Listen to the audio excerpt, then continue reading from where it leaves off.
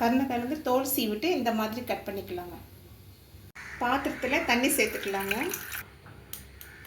1/4 teaspoon மஞ்சள் தூள் சேர்த்துக்கலாம். தேவையான அளவு உப்பு சேர்த்துக்கலாம். இப்போ நம்ம கட் பண்ணி வச்சுருக்கிற கருணக்கிழங்கு இந்த தண்ணியில் சேர்த்துடலாம். 70% வேக வச்சு எடுத்துக்கலாங்க. தண்ணி வடிகட்டிட்டு ஆற வச்சுக்கலாம்.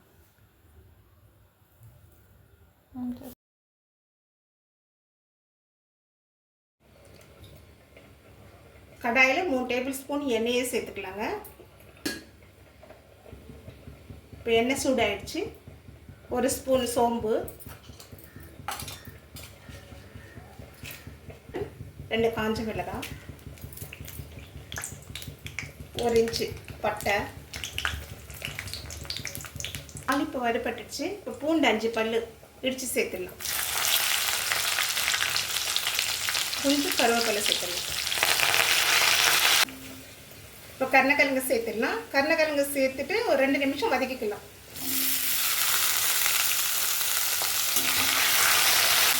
ஒரு டீஸ்பூன் தனியாத்தூள்,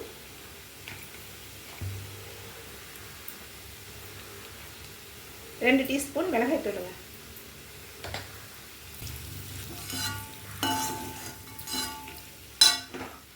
நாலு கொட்டளவு புளி கரைசலை சேர்த்துடலாங்க.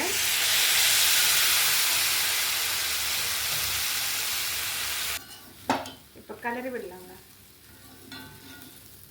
நம்ம காய் வேக வைக்கும்போது உப்பு சேர்த்து வேக வச்சுங்க.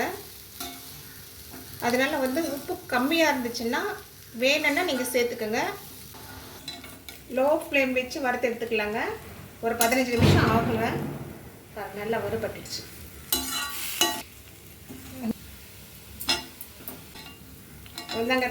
கருணக்கிழங்கு வறுபட்டுச்சு. ஸ்டவ் ஆஃப் பண்ணிடலாம்.